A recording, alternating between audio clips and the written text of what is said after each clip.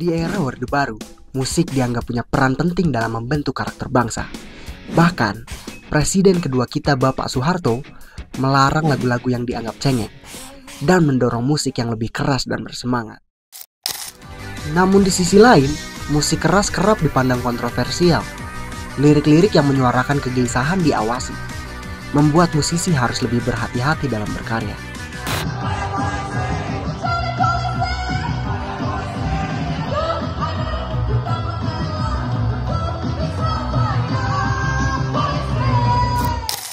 Meski banyak rintangan, musik keras di Indonesia terus berkembang, mulai dari genre pop-punk, hardcore, dan lain-lainnya. Nah, kita semua tahu kalau musik itu seperti mesin, mengguncang jiwa, menggerakkan tubuh, dan bahkan menjadi suara dari sebuah generasi. Tapi, seberapa paham sih masyarakat tentang musik keras? Apakah masih dianggap sebagai sekedar kebisingan? Atau justru sudah diterima sebagai bagian dari ekspresi budaya? Karena sekarang gue lagi ada di Bandung, yang dikenal sebagai kota musik dengan skena musiknya yang hidup dan beragam, rasanya nggak lengkap kalau gue nggak nanya langsung ke warga Bandung tentang pandangan mereka soal musik keras saat ini. Gimana sih perkembangan dan penerimaannya di kota ini?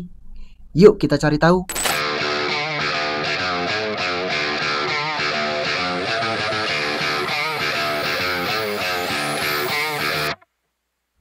Apa sih pendapat lu tentang musik keras di Indonesia, terutama genre pop-punk dan juga hardcore? Dari gue pribadi juga sering dengar pop-punk, aliran-aliran pop-punk dan aliran hardcore itu salah satu endemik baru lah. Yang masyarakat harus tahu, punk dan hardcore itu adalah isi hati. Karena pop-punk itu kan dianggap ideologi itu nggak sesuai dengan punk itu sendiri pada zaman dulu gitu kan.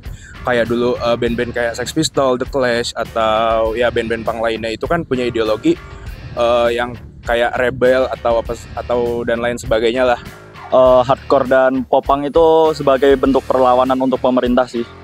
Popang tuh enak didengar soalnya kayak ngeluapin perasaan gitu. Soalnya teriak-teriak kayak gitu.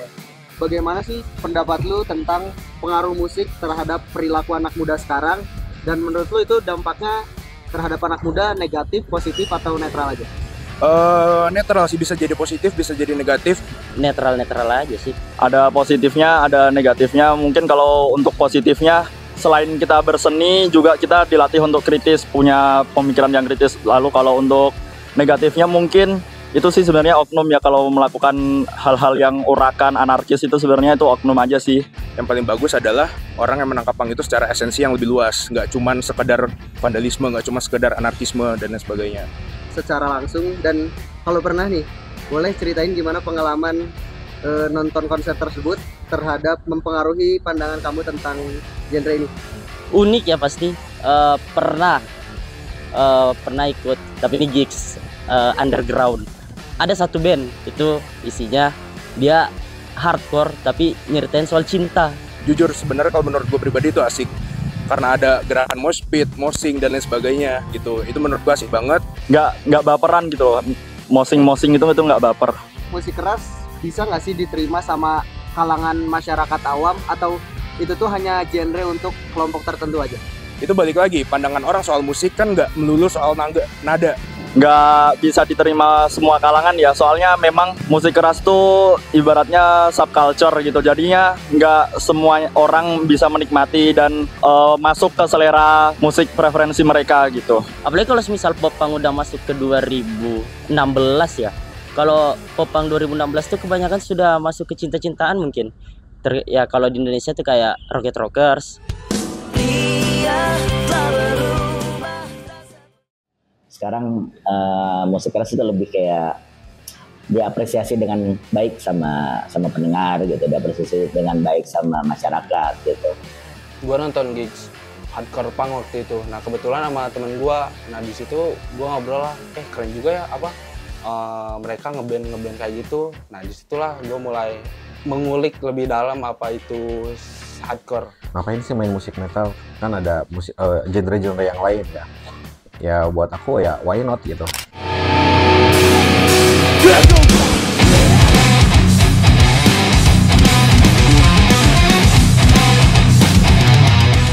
Sebenarnya sebenarnya musik hardcore tuh selalu tentang moshing nggak sih? Atau itu cuma sekedar stereotip buat gaya-gayaan doang?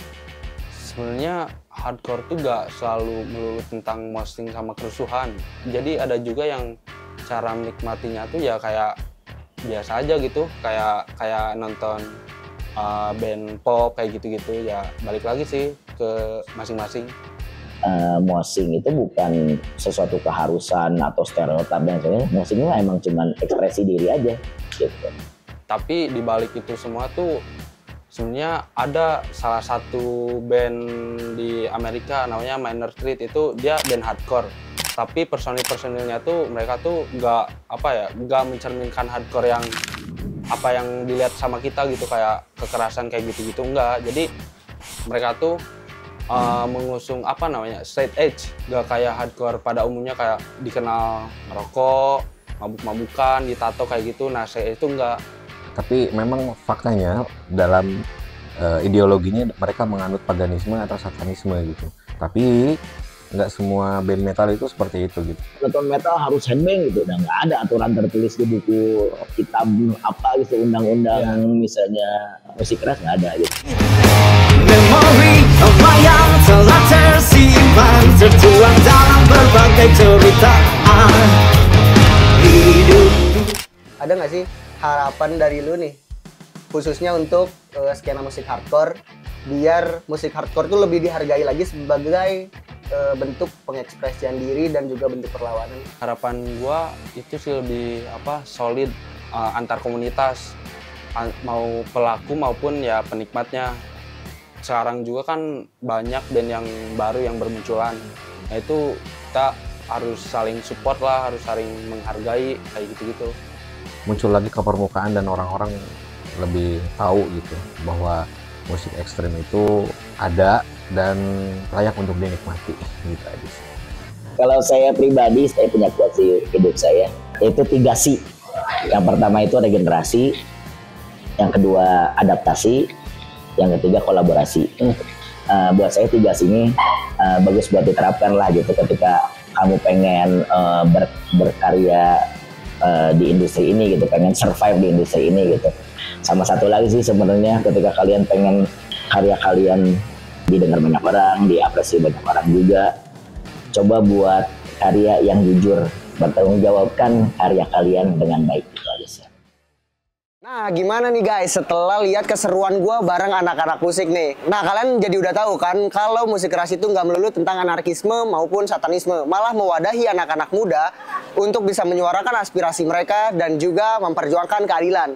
Aliran straight edge juga bisa mempersatukan masyarakat karena di balik musik-musik yang bising, mereka punya pesan kuat tentang hidup tanpa narkoba, alkohol, dan hal-hal buruk lainnya. Maka dari itu, jangan ragu buat ajak teman-teman kalian untuk datengin gigs-gigs yang pastinya bakal pecah banget nih. Karena musik keras itu nggak cuma didengerin, tapi juga dirasain, dihidupin, dan juga dinikmatin. Nah, buat kalian yang kepo sama apa aja yang ada di episode selanjutnya, kalian bisa langsung like, comment, and share, dan subscribe di YouTube-nya Ikom Channel. Dan jangan lupa juga untuk follow Instagram-nya @ikomchannel, biar kalian gak ketinggalan info penting lainnya.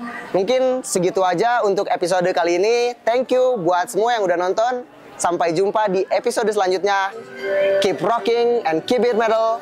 Bye!